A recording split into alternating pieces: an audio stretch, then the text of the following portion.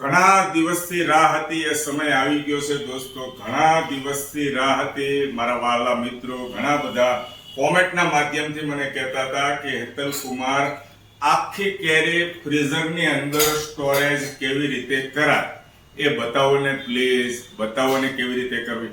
મને જેટલું નોલેજ છે, ખ્યાલ છે, એ બાબતે હું વાત પૂરી કરીશ. પહેલેથી છેલ્લે સુધી તમે વિડીયો સાંભળશો તો તમને આઈડિયા આવશે. આ બધું આવશે તમે પ્લીઝ, જેથી કરીને મારા વાલા મિત્રોને બતાવી દઈએ કે હાલમાં સ્ટોરેજ કરવાનું કામકાજ ચાલુ કરી દીધું છે. ખોલો ફ્રીઝર. અત્યારે તો સીઝન છે, પણ આ રીતના કરીએ. નજીક આવો, બતાવી દઉં. જો કેરી જોવો દોસ્તો, આ રીતના ફળ જોવો, એક નંબર બધું સ્ટોરેજ કરીએ છીએ. અને ચાલો બંધ કરજો ફટાફટ. વારે ફ્રીઝર ખોલવાનું થતું નથી, પણ આ તો વિડીયો બનાવી તમને બતાવીને ઘણા બધા મિત્રોના પ્રશ્ન હોય છે. પહેલેથી છેલ્લે સુધી જોજો તો તમને ખ્યાલ આવશે. ભૂલ નહીં કરતા, નકર પછી તમે હેતલ કુમારનો વાંક કાઢશો. બરાબર છે? બરાબર છે. તો મારી વાઈફને પૂછું છું કે કેવી રીતે સ્ટોરેજ કરવાની.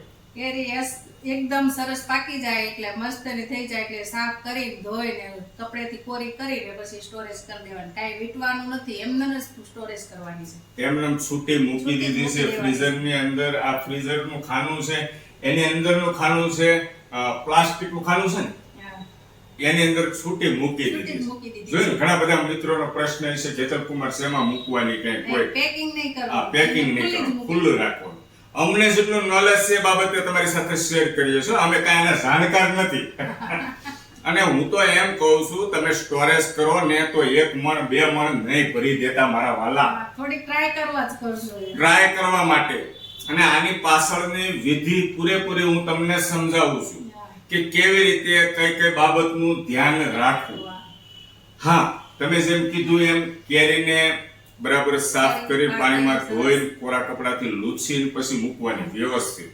અને ખાસ એ ધ્યાન રાખવાનું છે કે અત્યારે કેરીની સીઝન છે, ઘરે કેરી આવતી હોય, ખાતા હોય, આ રીતના બોક્સમાં આપણે લાવતા હોય, તો બોક્સની અંદર તમને ખબર પડી જાય કે આ ટાઈપની કેરી હું લાવ્યો છું તો કેટલી મીઠી છે, આ લોટ કેવો નીકળ્યો છે. આ બોક્સની અંદર બધી મીઠી કેરી નીકળે છે.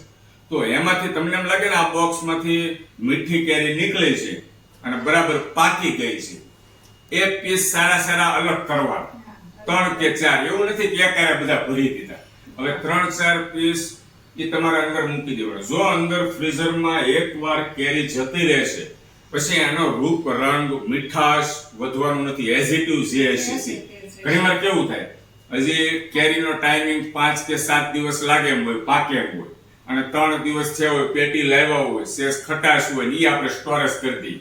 પછી જ્યારે જે તે સમયે આપણે કાપીએ ત્યારે આપણને ખટાશ લાગે એટલે એમ થાય પછી આની અંદર થોડી પાકવાની છે ફ્રીઝરમાં ગયા પછી. અને ખાસ આ બાબતનું ધ્યાન રાખવાનું છે કે ફ્રીઝરનું ટેમ્પરેચર એક સરખું હોવું જોઈએ. આ ફ્રીઝરનું ખાનું વારાઘડી ખોલ બંધ ન થવું જોઈએ. ખાસ સાંભળજો, ભૂલ નહીં કરતા. પછી કહેતા નહીં હેતલ કુમાર કેરી બગડી ગઈ. અને વચ્ચે એક વાત કરું છું, હું કેરી સ્ટોરેજ એકદમ ઓછી માત્રામાં કરું છું. હા, ખાલી જોવા પૂરતું કે આઉટ સીઝન હોય. હમણાં સમજી લ્યો ચોમાસું આવી જશે, ચોમાસાની અંદર પછી કેરી મળતી બંધ થઈ જશે. બરાબર છે? એ અરસામાં નાના ભૂલકાઓને કેરી ખાવાની ઈચ્છા થાય ને ત્યારે અમારી વાઈફ 1-2 કટ કરે અને જોઈએ તો આમ આનંદ આવે. કારણ કે આઉટ સીઝનની અંદર આ ટાઈપની કેરી જોઈએ ને તોય પેટ ભરાય છે, મારું એવું માનવું છે. બરાબર છે? એટલે પછી કેરી સ્ટોરેજ કરવી ને એનો પછી રસ કાઢીને ખાઈને એવું બધું ગણિત નહીં કરતા, લાંબુ નહીં ફરતા, મારું એવું કહેવું છે. કારણ કે ડોક્ટરી ભાષામાં ડોક્ટર લોકોને એવું કહેવું છે કે વધારે સ્ટોરેજ કરેલું લાંબો સમય ન ખાવું જોઈએ. સાચી વાત કે ખોટી? પણ આ તો એક આપણે તમારો મિત્ર મનોરંજનના હેતુથી વિડીયો બનાવે છે અને મને જે બાબતનું ધ્યાન રાખવા જેવું લાગ્યું એ તમારી સાથે શેર કરું છું. મારો વિડીયો હંમેશા લોંગ એટલા માટે બને છે કે A to Z હું તમને પહેલેથી છેલ્લે સુધી સમજાવવાનો પ્રયત્ન કરું છું. પછી દાખલા તરીકે મારો 5 મિનિટનો વિડીયો થયો હોય, 1 મિનિટ તમે જુઓ, 2 મિનિટ જુઓ, અડધી વાત સમજાણી ન હોય તો મારી ઉપર તમે મારી ભૂલ કાઢશો. સાચી વાત કે ખોટી વાત? અને પેલું પાવરનું ટેમ્પરેચરનું બધું વ્યવસ્થિત હોવું જો જોઈએ. પાવરનો પાવર જતો ન હોય. ટેમ્પરેચર પાવર જો કે છે, સાંભળો, મારી કરતા વધારે એને ખબર છે. પાવર પાવર જાય તો તમારા વિસ્તારની અંદર, એરિયાની અંદર જો વારંવાર જતો હોય ને, તો આપણે સ્ટોરેજ કરવું કામનું નથી. નથી. હા, અડધો એક કલાક ગયો હોય તો ચાલે, પછી 7-7 કલાક, 8-8 કલાક, મહિનાની અંદર 1-2 દિવસ આ રીતના જતો હોય, પાવર કાપ રહેતો હોય તો કામનું નથી.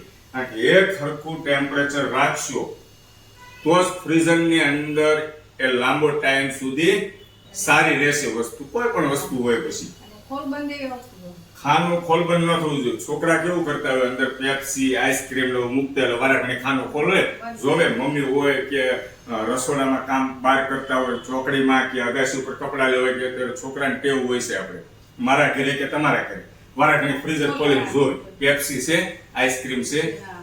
એટલા માટે વારાઘડી ખોલબંધ ન થવું જોઈએ. અને પાવર વાળું જે તમને વાત કરી દીધી એ બાબતનું ખાસ ધ્યાન રાખવાનું છે. પછી કેવું છે, 8-10 દિવસ આપણે અચાનક ગામડે જવાનું થયું અથવા ફરવા જવાનું થયું, નીચેથી જ આપણે મેન સ્વિચ બંધ કરીને જતા રહીએ અને ફ્રીજ બંધ થઈ જાય તો શું હાલત થાય? શું હાલત થાય? બધું ખરાબ આવી બધી ભૂલ નથી કરવાની. એક સરખું ટેમ્પરેચર રાખો એટલે કોઈ પણ ચીજ વસ્તુ ફ્રીઝરની અંદર હોય એને કાંઈ થતું નથી. પ્લસ માઇનસ ન થવું જોઈએ, મારું એવું કેવું છે. આ ટોપિક ઉપર ખાસ ધ્યાન રાખો છો. પાવર વાળો ઘણા મિત્રો એમ કહે છે, હેતલ કુમાર 2 વાર કહો છો, બરાબર છે? 2 વાર એટલા માટે કહું છું કે ભૂલ ન થાય, નકર છેલ્લા તમે મારો જ વાક કાઢશો. બોલે હેતલ કુમારે કીધું તું ને કેરી ભરી અને બધી બગડી ગઈ, ખાવા જેવી ન રહી. અમે આગળ 10-15 કેરીનો પ્રયોગ કર્યો તો અમને વાંધો ન આવ્યો. હા, 100% ટેસ્ટ તો એવો ન આવે એઝિટિવ, પણ કેરી ખાવ એવું તમને ફીલ થાય. હું એમ નથી કહેતો 100% જ એવું ને એવું મળે. બાકી આપણે કેરીના ટુકડા અથવા રસ આવું બધું સ્ટોરેજ તમે કરો જ છો, તમે હું બધા કરીએ છીએ.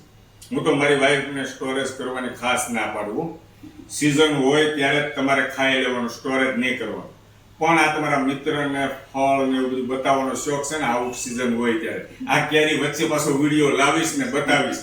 જો મેંગો ત્યારે ઘણા ખરા મિત્રો કહેશે કે હેતલ કુમાર આ તમે ક્યાંથી લાવ્યા? બરાબર છે, મારી વાત લાંબી થઈ જાય છે. આ ટાઈપના હેતલ કુમાર મનોરંજનના હેતુથી વિડીયો બનાવતા હોય છે. યુટ્યુબની અંદર મારી ચેનલ છે હેતલ કુમાર સાવલિયા નામથી, સબસ્ક્રાઇબ કરજો. ફેસબુક અને ઇન્સ્ટાગ્રામની અંદર હેતલ કુમાર સાવલિયા નામથી જ છે, એને ફોલો કરજો. જય શ્રી કૃષ્ણ.